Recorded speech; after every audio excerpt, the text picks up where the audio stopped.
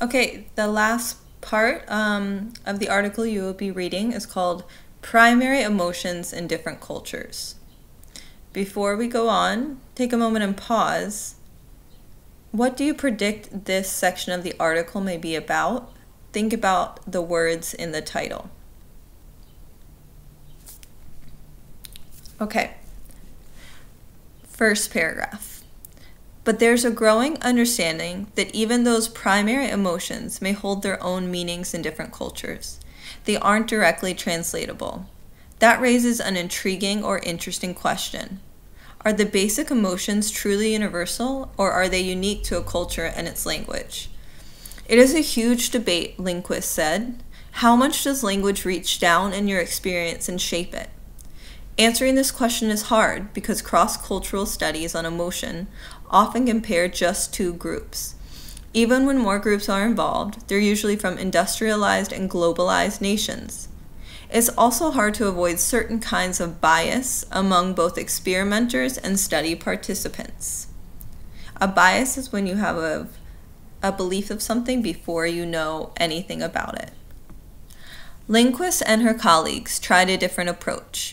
They put together a database that drew from translation dictionaries and word lists for 2,474 spoken languages across 20 major language families. Their sample included roughly a third of the world's languages. Some were spoken by millions of people and others used by only a few thousand. Next section, overlapping meanings.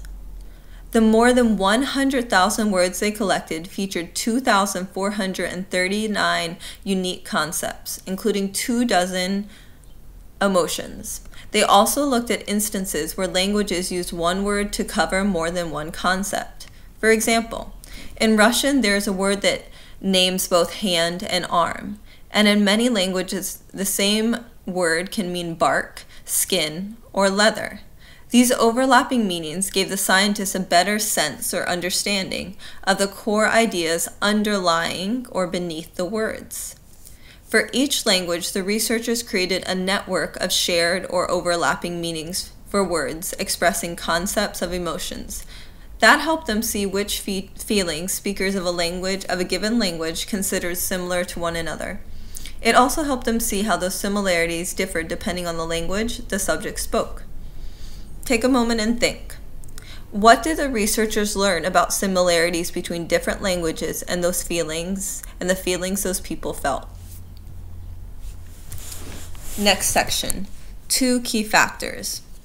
All studied languages seem to divide emotions based on 2 key factors. The first was valence. This is how pleasant or unpleasant an emotion is, so how good it feels or how bad it feels. The second was activation, the level of mental activity associated or connected with an emotion. The researchers also found that language families describe feelings in a wide variety of ways. Take the Persian word anda, which is used to express the English concepts of grief and regret. The Sirki dialect of Dargwa, in contrast, uses dard to mean both grief and anxiety. Persian speakers may think of grief as more related to regret, while Dargwa speakers may see it as more similar to anxiety. Anger, another emotion English speakers might think of as basic, also revealed or showed its share of complexities. In Indo-European languages, a huge group that includes such distinct tongues or languages as English and Hindu Urdu, it was closely linked to the emotional concept of anxiety. But in Austro-Asiatic languages, which include Vietnamese and Khmer, anger was related to grief and regret. In Naka-Daghestanian languages, which include Northeast Caucasian languages such as Chechen, connect anger to envy. Austronesian languages, which include Tagalog and Maori, link anger to hate, bad, and proud. We interpret these findings to mean that emotion words vary in meaning across languages, the study authors wrote. Now think, what conclusion did they find about meanings of words and emotions across languages and cultures? Now go on to the questions in response to this article. Look at this passage from the text. In your own words, what are two key factors that divide emotions? All studied languages seem to divide emotions based on two key factors. The first was valiance. The second was activation.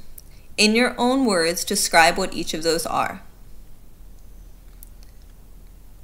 Next, go on to the writing prompt. Now that you have read the article, answer the following question.